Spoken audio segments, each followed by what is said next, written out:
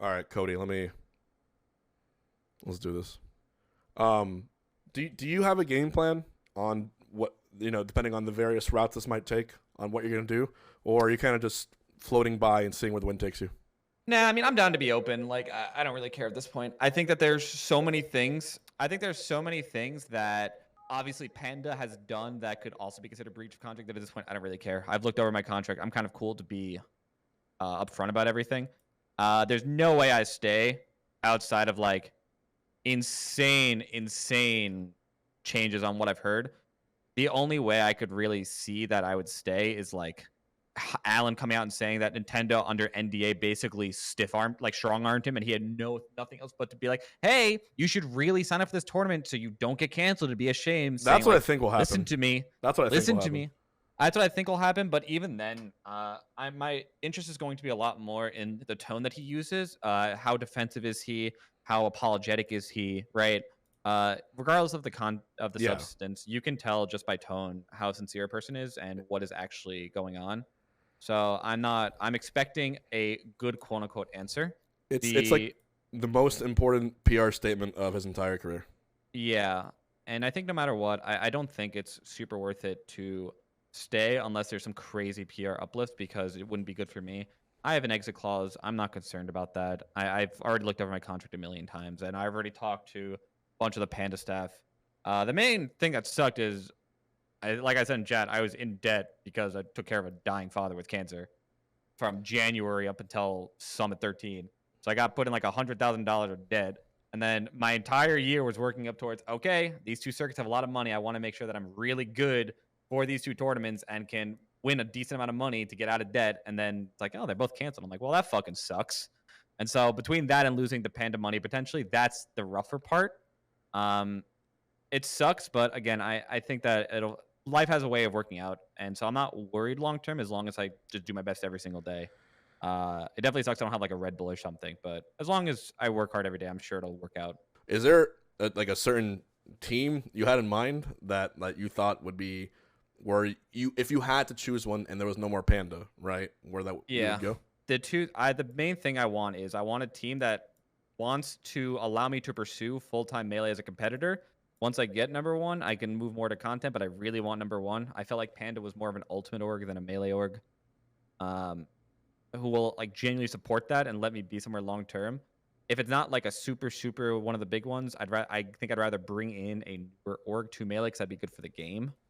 But it's really just someone who can support me because I want to buy a house, start a family, and I need to actually be able to support myself to do that. And obviously, I'm not in the greatest spot now, so hopefully, I can. I don't Yeah, want to yeah, take like I six know. months. We want quick turnover. It's nice to see new orgs getting into the scene. With like Yeah, Zeta in Japan and FaZe with Spargo here. Who knows? FaZe maybe picks up a melee player or something. And who knows? I would love to see more YouTubers doing what Charlie's doing. Could you imagine like a Mr. Beast Sports? How yeah, insane! no, that'd be awesome. How Stuff like insane that. that would be!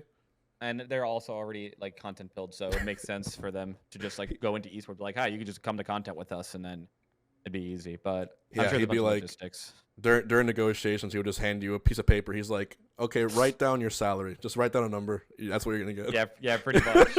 Between 1 and a million, you'll get that per year. But no, And then it's you're made into a video from it. You have to stay in the house for 3 months to get the I payment. paid three Smashers $1 million a year Yeah, exactly. to go 4-2. But you know what's good about Smash? The same way Fizzy picked up the torch when the pandemic came, the same way Yeah. we all do this. Whenever something goes to shit, we always figure it out in the end. Everyone here, myself and everyone watching, I think the one thing I want more than anything is tournaments to happen next year. Yeah. And I want them to be broadcast with no problem, Uh-huh. which is the biggest thing that is we're in danger of losing in this case. Yeah. I can tell you certainly that I myself will still go to every event that happens, even if there isn't a broadcast for them, because I would go. I will too. Yeah. Yeah, write it down, clip it, VOD it. I will go to every single event if it helps them have it. I'll pay every venue fee if it helps them have it. While we're in this strange limbo, right? But the PR Yeah. disaster that will be unfolded for both Nintendo and Panda, like by doing this, is only going to grow. I mean, we are essentially the loudest like one of the loudest esports scenes in the world when it comes, especially when it comes to socials and Twitter. Smashers extend far beyond the competitive scene, and that's why. Like, this game is huge. So, like, it just doesn't make sense for them when you have so much bad blood, and it's gonna seep into other things too. You know? Yeah. It's only gonna get worse before it gets better until one of the two sides budges, right? Whether it's Alan or Nintendo, until one of them budges and understands there is a solution to it. There is a middle ground where everyone benefits. If that doesn't happen, it's literally like the bucket of crabs theory, where everyone tries to get up and the crabs pull them down, and no one gets to prosper. Right? I think Panda's likely not going to exist in the capacity that it is, because a Panda is going to be significantly more affected than Nintendo. Why? Panda is a grassroots organization that tanked their PR and realistically has no chance of making a substantial comeback. Grassroots communities relies on grassroots for funds. They're not getting funded by grassroots. Sponsors pull out. They're not going to get merch merchandised. I don't think they're going to be around in that capacity. Whether or not they actually did anything wrong, I think they most likely did. I know chat's going to yell at me. I am keeping open the possibility that there's something we don't know. We don't have all the answers. We don't know. I don't think we're in any worse of a spot than we were before, like, Smash World Tour was announced, when we knew Slippy offline was coming back. And even more realistically than that, it does seem that you can do this stuff. You just need to get a license, and so it might not happen for a year. But my guess is that 2023 is supposed to be like the year of Melee. My real guess is 2023 is going to be like another kind of limbo year, and then 2024 will be really, really good. That's my guess. Yeah. I'm also worried about VGPC. That's a horrible situation to be in. Because I cannot imagine that they lost anything short of like $200,000, $300,000. I cannot imagine they lost anything short of that. Someone brought up a good point. It's like when you make these agreements with like venues and stuff, like, yeah, they don't can't back out of care those. about like other stuff. Like, that's on you. Yeah, because they lost money because they didn't get to rent out that venue for 5 days also, so they're not going to give you your money back. There's no fucking way. Absolutely no shot. That's going to be a really shitty situation for VGBC. Hopefully we find some way to get it back, provided that they were actually the true victims here, which, again, I think it's like a 95% likelihood that they were. The way I put it in my head, I had like 95 to 5% fault on Nintendo. The only 5% I could think of was, if you know you're running a circuit and you know by last year you need a license, don't wait till April to apply for it, and then don't announce it anyways before you have the license, because that can happen. But again, not victim blaming. I said like 95.5, and if any of you are familiar with like automobile liability, you usually assign percentages, but the person with the majority is completely at fault, basically. Yeah. I'm just saying like what they could have done to prevent it. What I didn't understand at all was that in that open letter, there's a part where they say like, oh yeah, we Nintendo at one point was like completely cool and fine with all this happening, and that like, we like suddenly the whole idea of needing a license like wasn't that crazy, and then out of nowhere it seemed that like they changed it, right? Yeah, it seemed like it got reversed last second. I don't really know. That's kind of why I said I need to wait for some kind of information, because I don't know what the hell caused it. That's such a it was like a complete 180. And then if you look at their follow-up statement, they said now that the reason so first off, a spokesperson, which is usually a spokesperson is supposed to have the correct information. Yes, that's their job. It's their job, right? Said that we didn't tell anyone to shut it down. It's like, okay, well, that's weird. And I know it's Kotaku, but if it's from a spokesperson with their name on it, that's a little weird to me. And that's why I think I made a tweet. I'm like, I'm going to bed, figure this shit out when I wake up. And then I woke up and I saw that what Nintendo claimed is that VGBC and Smash World Tour didn't abide by the health guidelines, and those weren't satisfactory for them, which I saw that and I was like, that's a complete one. Like you just said that the time of being like not running tournaments without a license is completely gone. And so how the fuck did you go from that to health guidelines? That makes absolutely no sense. I don't understand. I'm lost. And so I know chat's asking like, explain. Great question. That's what I'm wondering. That's what the statement from Nintendo said. It feels like a backtrack and a way to cover up because it's like a PR move. I don't really know, but there's no way that you got an entire circuit canceled 5 months in advance because at 5 months in advance they weren't happy with your health protocol. That doesn't make any sense to me. That's ridiculous. Yeah. Like, listen, I mean, one more time. It says, unfortunately, after continuous conversations with Smash World Tour and given the same due consideration would apply to any partner, we're unable to come to an agreement with Smash World Tour for a full circuit in 2023. Nintendo did not request any changes to or cancellation of remaining events in 2022, including the championship event, considering the negative impact on the players who were already playing. Isn't this a green light? Yeah, it is a green light. And then go read the next one, I think from, it was a follow-up to P-Test? I don't remember. Let me try to find it. Yeah. There's a follow-up. And then, the follow-up. As a last effort, we asked if we can continue running the championships in the tour next year without a license. We were told directly that those times were now over. Yeah. So why don't they go back to them now? And then go down, I think, further, where it says we received the statement in writing from Nintendo shortly after our call. Oh, yeah. This one's the weirdest one. Yeah, that's where this one is just Nintendo's expectation that you have to have a license to operate anything with IP. You have to secure the license well in advance of it, which they were trying to do. We found that Smash Bros. Tour has not met these expectations around health and safety guidelines and not adhered to our internal partner guide. So I think it could be either of them. That could just be like boilerplate. The second one, and not adhere to our internal partner guidelines. That sounds like Panda. Yeah, that sounds like Panda. And then the first one, again, I don't really understand what the hell is going on here. It's like, I get that we're not entitled to legal information, right? Because there's confidentiality for a reason. Whether or not it's good in every case is not what I'm saying, chat. Just throwing that before someone says it. Right. But legally, unfortunately, we're not entitled to it. And it makes sense in some cases. You can't just do case by case for everything. So it sucks, but something just doesn't add up.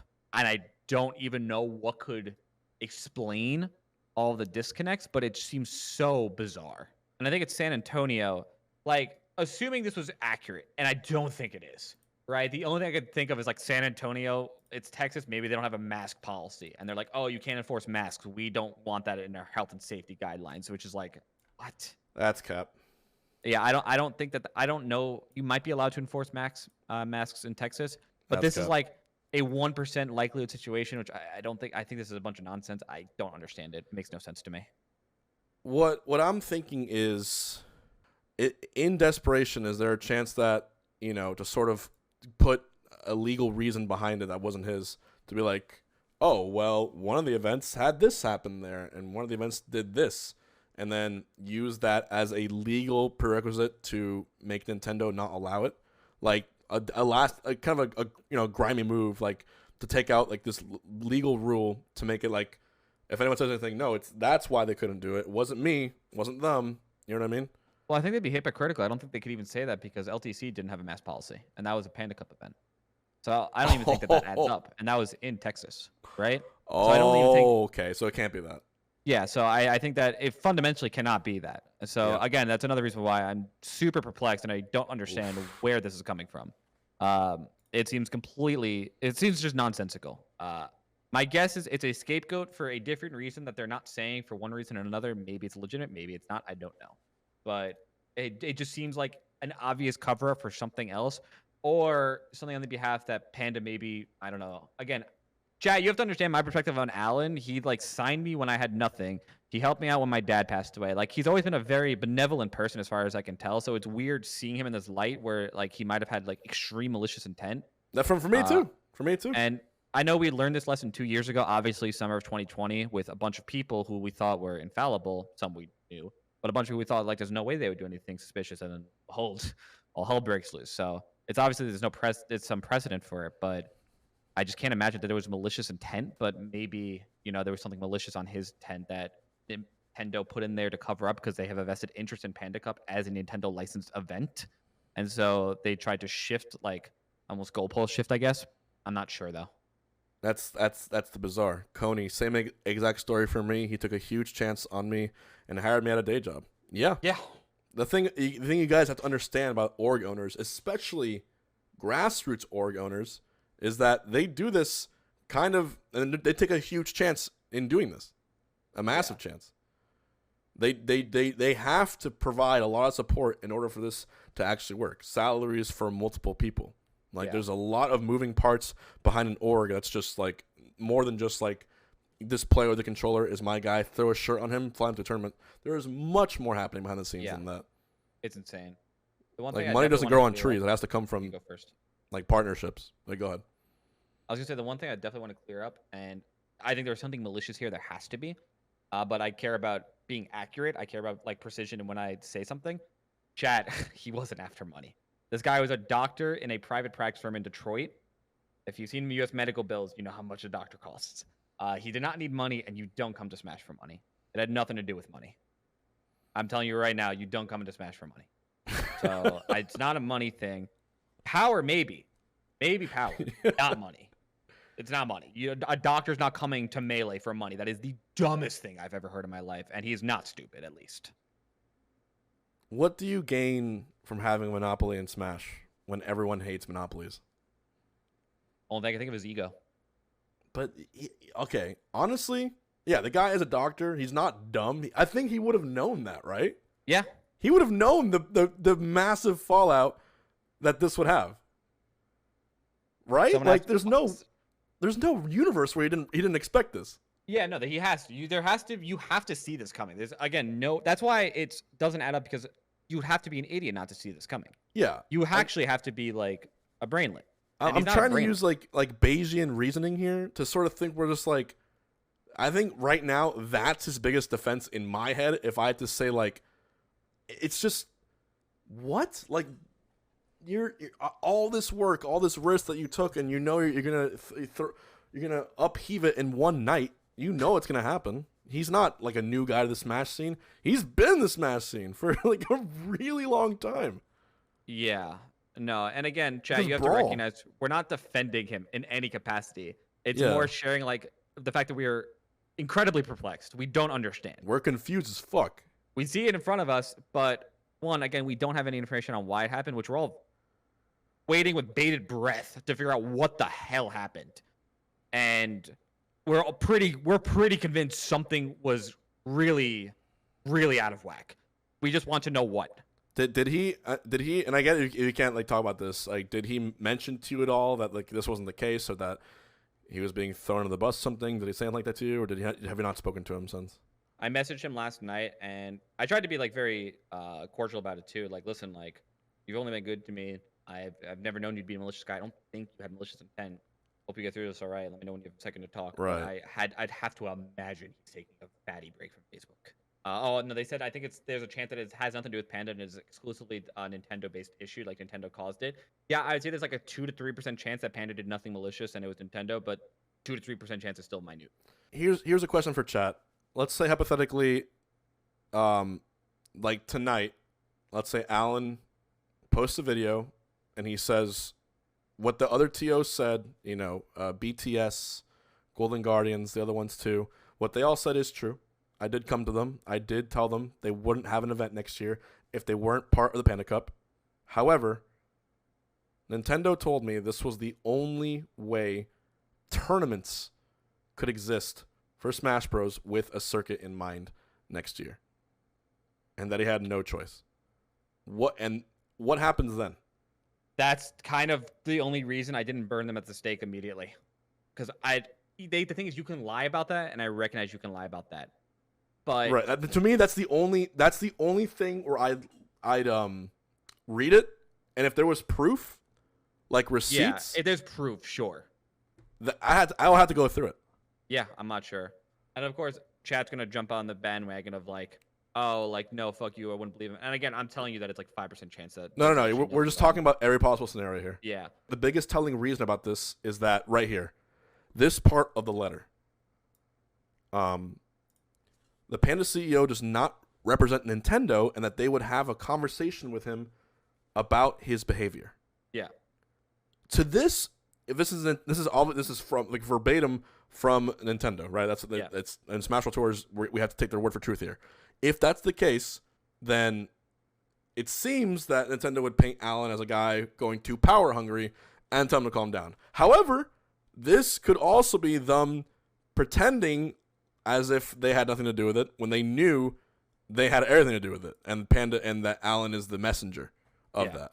It could be Nintendo saving phase. Again, chat, We don't unlikely, know. but it's a non-0% chance. And going back to 2020 again, I hate to bring that up because I know it was a traumatic time for a lot of people. There were a few people that got jumped on very hard. Not the ones you think. I'm not going to get into any names. If you bring up names, especially in my chat, I'm banning you immediately. There were people who were accused of something, and then it was shown that even if what they said wasn't wrong, but there was a huge part of the story left out, which is an issue. You need to know an entire story before you make a judgment call on someone. And you have to. Not just that, dude. Chat, think about one time in your life at all where you changed your mind after hearing a full story. Press one if that's ever happened to you, ever, inside or outside of Smash, in any pretext, in any job or ever. It's like the most. It doesn't happen every time, but that's happened to me countless times, and I learned it the hard way, right? I jumped too quick. But here's the people I do believe. I fully believe Smash World Tour. Yep. I fully believe the TOs, especially because they all corroborate. And I fully believe Alan did go to them, and he did say to threaten to shut down their event next year if they didn't Panda Cup. That's true. Agree. That is hard truth. If Alan denies that, Panda's done. That all happened. We have to figure out why he did that. Why did you do that? Why he did that. And that's what everyone's waiting for. The other thing I want to appeal to that might appeal to people's emotions more than just like a random circumstance is, have you ever had a situation where someone, maybe like a sibling or something, told on you on a parent? They're like, they didn't let me change the channel on the TV. And then you're like, well, yeah, they didn't. They also took the TV for 4 hours when I needed it for 10 different things. And after 4 hours, I was like, screw you, I needed the fucking TV. They're not wrong. What they're saying is actually true, but they're leaving out a big part of the story. If something like that has ever happened to you, that's exactly why I don't jump to conclusions anymore. I have to sit there, I have to hear both sides, and I'm going to look, and it's going to be mostly the substance. I think we know what the substance is going to say, right? I think we know that. That's not going to be an issue. I think I need to look at the tone and see, how did you actually sound? Do you sound like you are apologetic? Do you sound like that there's like, I feel terrible, like I don't know what else I could have done. I'm sorry. Yeah. Is there like accountability? There's a reason, like when they have to figure out who's telling the truth, they do these things called depositions, right? Or they have interrogations, and you sit down with someone and you ask them hundreds of questions in an attempt to see any like flaw or any hole in the story or whatever. Right now, in the case of this platform being social media and what it is, it's not going to be a back and forth between him on a debate stage or him on some talk show. We're going to get a statement from Alan, which is very carefully crafted, and someone will be thrown under the bus. Someone is going to have to bear the brunt of this. And we, morally, as much as I want to, as fucking angry as I am, morally, I can't all angry. Send everyone that listens to me to raise their torches and do it until I hear it, because I have also, been under this like everyone. I've been painted in like awful lights before, especially with like in the old Puff days and all that, and I get that, and there was full sides to the story, so I get that. I understand how it is. But unfortunately, the true part of the story is already pretty damning to a certain point. Yeah. Am I going to Panda Cup H-Box? Bro, I don't even know what's going on. I can't even give you a direct answer. The easiest way is, as it currently stands, almost nobody will be going to Panda Cup, but we have no idea what's going to happen. If let's say, the way I answer that question, if everyone is radio silent and nobody else says anything, then yes, I'm not going to Panda Cup, because I have to go by the person that actually spoke up. I can't say anything else. But until we have any more information or we can confirm they're not saying anything, you can't make a decision on that yet. And the worst part is, no, I'm going to main stage. I've been going to main stage before any of this happened. But the worst part is, they don't have to say anything, like legally, do they? They don't. Nope. But I feel like saying nothing at this point is shooting yourself in the foot. I feel like if you say nothing, no one's going to go to your event. I don't think that, from a legal standpoint, yes, you can do that. But that to me is throwing in the towel and saying, yeah, fuck it, it's over. And just accepting complete capitulation at that point. I imagine there's a scenario where I go to Panda Cup. I'm in grand finals, and it's me timing out Fizzwiggle 5 times per set, and me taking very, very long bathroom breaks in between. I think what I said, if I was forced to go, what I would do is I'd IRL stream, put my phone on the TV, and let chat vote for my character every game I play. I'm like, oh, I ate some bad shellfish, guys. Give me like another 15 minutes. If you pretty think much. The me and Lod set was long, buckle up, boys. I'm about to give you a fucking IMAX feature film. It's gonna be crazy. Yeah, so I think that even if we were forced to go, I don't think anyone would be taking that seriously. I highly doubt it. And then put the pop back into something else. And we gentlemen's agree to Hyrule Temple every stage. I'd be down. Can we gentlemen's to no timer? If gentlemen's clause is in the rule set, yeah. Can we gentlemen's to no timer? Is that a thing? Did you see Chag's tweet about the contract? Oh, that seems important. I think there was an anti-stalling clause in that contract. Oh, yeah. Okay, actually, I read it too. They did say... I, funnily enough, signed that. So I'm not under obligation. I didn't get that contract because I was a Panda player, and I had to go anyways. So I can do whatever the fuck I want. It's one thing to not do stalling in the rule set. There's actually, there's a separate clause that says you can't do X of stalling. But guys, if I ate some bad shellfish and I gotta go, I gotta go. That's not stalling. It's a long walk to the bathroom. It's a big convention center. It's huge. Bug and Emily got food poisoning at Apex. Yeah. They ate some bad seafood the day before. I'm pretty sure. Bang Bang Shrimp, was it called? Yeah. Oh, Bang really? Shrimp was too much for. Yeah, they actually got food poisoning. I think it was the cod actually, because they both had cod. Everyone else had the shrimp. It was fine. My bad. But I ate the shrimp too. The shrimp was. Yeah, that's what I'm saying. I think it was the fish, not the shrimp. That sucks, dude. Yeah, they both got. They were not having a good night. Yeah, but fuck, dude. Was anyone else like just deflated when they saw the tweet? I'm just like, what? I was planning all my travel between and around the Smash World Tour. I was gonna go to Texas. Yep. Man, like there was content we were gonna do in between the two. I'm sure you knew about that. Yes. What up, Moki? Someone sub Moki. I need Moki to get an H-Box Nodders. But like, there were so many plans. It's just now throwing the table. Is there any percentage at all that this week they overturn it and they say, after further discussion, the Smash World Tour Championship will continue? Is there any percentage at all, or is it 0%? I think it's like a 1% to 2%. I think it's 1% also. I think it's like 1 to 2%. I think the only universe that happens is if something really big latches on and gives them like an insane amount of shit for fucking over an insane amount of people. But even then, the problem is you're talking about PR for a $60 billion corporation that's going to look and be like, they're pissed off. How much did we make on Pokemon? And what incentive do they have to give a shit? It doesn't, like, a mother buying Pokemon for their kid isn't going to look at the Pokemon game and be like, you know what? I'm really mad at them for not letting that Smash Bros. Tournament happen. You know what? Fuck these guys. I'm not buying. Like, no, they're buying Pokemon for their kids. That's their target audience. That's their marketing audience. They don't care about that. That's the thing that sucks. It's not like Valve. It's something that needs their hardcore players. Yeah, the thing I want to really stress is everyone on Panda was completely blindsided by this. None of us. We were all basically talking last night. Like, I talked to staff, club, etc., and we're all just like, what the fuck, dude? Half of them are looking for like job applications for different teams at this point. I'm obviously weighing my options right now. It's like I even asked him, like, do I have to wear my jersey at main stage? Because I don't even want to. Are you wearing your jersey? What I'm thinking of doing is, as long as I make it to top 8, coming on with a jacket and then throwing the jacket off stage and just. That's what I'm thinking of doing. What if you just burn the jersey on stage? I think that's a fire hazard. Now, I don't know if you can do that. Imagine that was your reverse pop off on me. You just burn your jacket in front of me. I'd be like, you're big manning me, dude. You're big dogging me. Damn. Mr. Beast really is the only guy that could save us. I paid off all the Nintendo lawsuits. That would be incredible, dude. That'd be a great video. I'm down. Oh yeah, the last person to take their hands off the Panda Cup wins $100,000. Well, Cody, listen.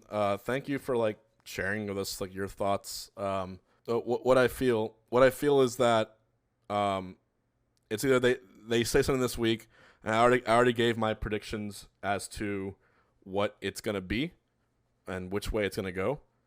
And after that deflection happens, then we as a community have to figure out where to go from there. But because if it was all Big N, if it was all Nintendo doing this, we're kind of in the same boat that we were before, and it just sucks to not have a Smash World Tour, man. Like, what? It just fucking sucks. That's 40K. 40K.